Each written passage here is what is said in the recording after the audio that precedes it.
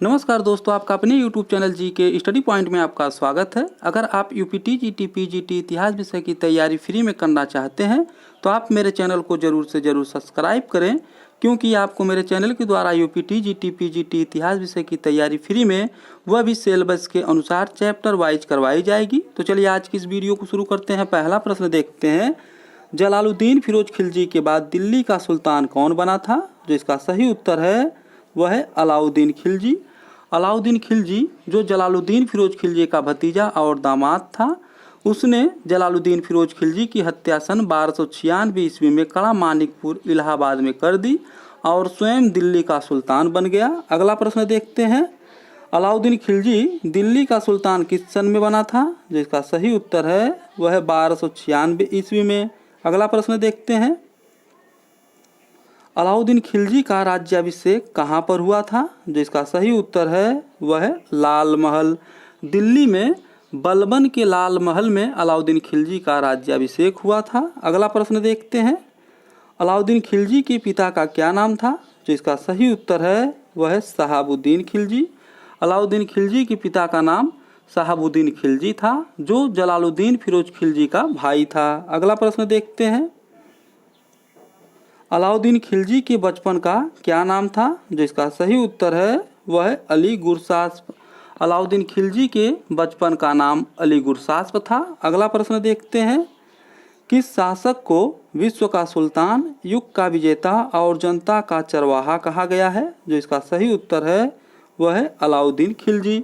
अमीर खुसरो के खजाइन उल फुतूह में अलाउद्दीन खिलजी को विश्व का सुल्तान, युग का विजेता और जनता का चरवाहा कहा गया है। अगला प्रश्न देखते हैं, किस शासक ने सेना को नकद वेतन देने एवं स्थायी सेना रखने की नींव रखी? जो इसका सही उत्तर है वह है अलाउद्दीन खिलजी। अगला प्रश्न देखते हैं, घोड़ा दागने एवं सैनिकों का हुलिया लिखने की प्रथा की शुरुआत किस शासक ने की थी? जो इसका सही उत्तर है वह है अलाउद्दीन खिलजी। अलाउद्दीन खिलजी ने सर्वप्रथम घोड़ा दागने एवं सैनिकों का हुलिया लिखने की प्रथा की शुरुआत की थी। अगला प्रश्न देखते हैं, अलाउद्दीन खिलजी ने अपने सिक्कों पर कौन सी उपाधि दर्ज कराई थी? जो इसका सही उत्तर है वह है सिकंदर ए सानी। अलाउद्दीन खिलजी ने अपने सिक्कों पर सिकंदर ए सानी की उपाधि दर्ज कराई थी। अगला प्रश्न देखते हैं, अलाउद्दीन खिलजी का प्रथम सैन्य अभियान किसके विरुद्ध था? जो इसका सही उत्तर है वह है रणथंभौर। अगला प्रश्न देखते हैं, अलाउद्दीन खिलजी के किस अभियान में सर्वप्रथम अमीर खुसरो ने जौहर व्रत देखा था? जिसका सही उत्तर है वह है रणथंभौर। अलाउद्दीन खिलजी के रणथंभौर अभियान में अमीर खुसरो भी साथ गया था और यहीं पर सर्वप्रथम अमीर खुसरो ने जौहर व्रत देखा था। अगला प्रश्न देखते हैं, चित्तौड़ विजय अलाउद्दीन खिलजी ने किस सन में की थी? जो इसका सही उत्तर है वह 1303 ईस्वी में। चित्तौड़ विजय अलाउद्दीन खिलजी ने 1303 ईस्वी में किया था। अगला प्रश्न देखते हैं, अलाउद्दीन खिलजी ने चित्तौड़ विजय के बाद चित्तौड़ का नाम बदलकर क्या रखा था? जिसका सही उत्तर है वह है खिजराबाद। अलाउद्दीन खिलजी ने चित्तौड़ विजय के बाद खिज्र खां को चित्तौड़ का प्रशासक नियुक्त कर दिया और चित्तौड़ का नाम बदलकर खिजराबाद कर दिया। अगला प्रश्न देखते हैं, अलाउद्दीन खिलजी के किस अभियान में मलिक काफूर को खरीदा गया था? जिसका सही उत्तर है वह है गुजरात। अलाउद्दीन खिलजी के गुजरात अभियान के दौरान मलिक काफूर को खरीदा गया था। अगला प्रश्न देखते हैं, हजार दिनारी किसे कहा जाता है? जिसका सही उत्तर है वह है मलिक काफूर। मलिक काफूर को हजार दिनारी कहा जाता है। अलाउद्दीन खिलजी के गुजरात अभियान में वहां से एक किन्नर मलिक काफूर को 1000 दिनार में खरीदा गया था, इसलिए मलिक काफूर को 1000 दिनारी भी कहा जाता है। अगला प्रश्न देखते हैं, मलिक काफूर को किसने खरीदा था? जिसका सही उत्तर है वह नुसरत खां। मलिक काफूर को नुसरत खां ने खरीदा था। अगला प्रश्न देखते हैं, अलाउद्दीन खिलजी के दक्षिण भारतीय अभियान का नेतृत्व किस सेनापति ने किया था? जिसका सही उत्तर है वह है मलिक काफूर। अगला प्रश्न देखते हैं, मलिक काफूर को तेलंगाना अभियान के दौरान वहां के किस शासक ने पराजित होने के बाद विश्व प्रसिद्ध कोहिनूर हीरा भेंट दिया था? जिसका सही उत्तर है वह है प्रताप रुद्रदेव, जिसे मलिक काफूर ने अलाउद्दीन खिलजी को भेंट कर दिया था। अगला प्रश्न देखते हैं।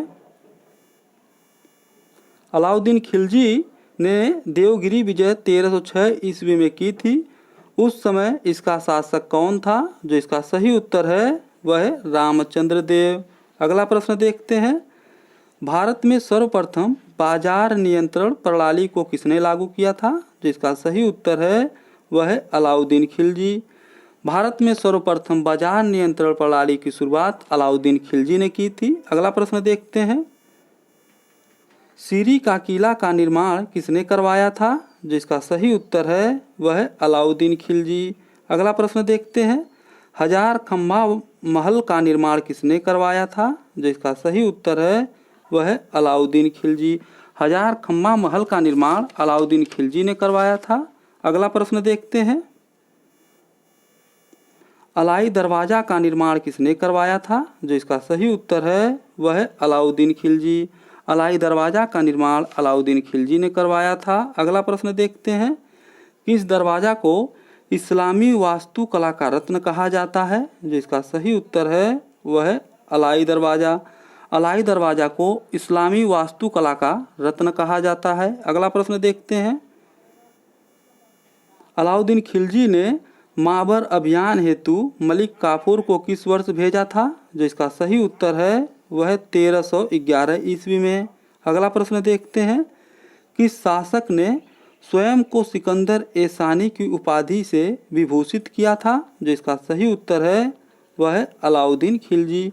अलाउद्दीन खिलजी ने स्वयं को सिकंदर ए सानी की उपाधि से विभूषित किया था। अगला प्रश्न देखते हैं।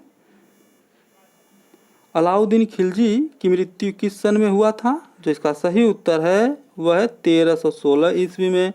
अलाउद्दीन खिलजी की मृत्यु सन 1316 ईस्वी में हुआ था। अगला प्रश्न देखते हैं। अलाउद्दीन खिलजी की मृत्यु के बाद उसका उत्तराधिकारी कौन बना था? जिसका सही उत्तर है वह है शिहाबुद्दीन उमर। शिहाबुद्दीन उमर जो अलाउद्दीन खिलजी का पुत्र था। मलिक काफूर स्वयं शिहाबुद्दीन उमर का संरक्षक बन गया, जो एक नाबालिग शासक था। अगला प्रश्न देखते हैं। मलिक काफूर ने अलाउद्दीन खिलजी के किन दो पुत्रों की आंखें निकलवा दी थी? जो इसका सही उत्तर है वह है खिज्र खां व सालदी खां। अगला प्रश्न देखते हैं। मलिक काफूर ने अलाउद्दीन खिलजी के किस पुत्र को हजार सुतून के किले में बंद करवा दिया था? जो इसका सही उत्तर है वह है मुबारक। अगला प्रश्न देखते हैं। मलिक काफूर का कितने दिनों के शासन के बाद अंत हो गया? जो इसका सही उत्तर है वह है 35 दिन। मलिक काफूर का 35 दिन के शासन के बाद अंत हो गया। मलिक काफूर के अंत के बाद मुबारक को आज़ाद करवाया गया एवं उसे नाबालिग शिहाबुद्दीन उमर का संरक्षक नियुक्त किया गया। लेकिन 64 दिन के बाद मुबारक ने शिहाबुद्दीन उमर की हत्या कर दी और स्वयं मुबारक शाह खिलजी के नाम से दिल्ली की गद्दी पर बैठा। अगला प्रश्न देखते हैं। घड़ी अथवा गिरी कर लगाने वाला दिल्ली सल्तनत का प्रथम सुल्तान कौन था? जिसका सही उत्तर है वह है अलाउद्दीन खिलजी। अलाउद्दीन खिलजी ही सर्वप्रथम घड़ी अथवा गिरी कर लगाने वाला दिल्ली सल्तनत का प्रथम सुल्तान था। अगला प्रश्न देखते हैं। चढ़ाई कर लगाने वाला दिल्ली सल्तनत का प्रथम सुल्तान कौन था? जिसका सही उत्तर है वह है अलाउद्दीन खिलजी। अगर यह वीडियो आपको पसंद आती है तो इसे लाइक और सब्सक्राइब जरूर करें, क्योंकि जब मेरी कोई अगली वीडियो बनेगी तो उसका नोटिफिकेशन सबसे पहले आपके यहाँ पहुँच जाएगा।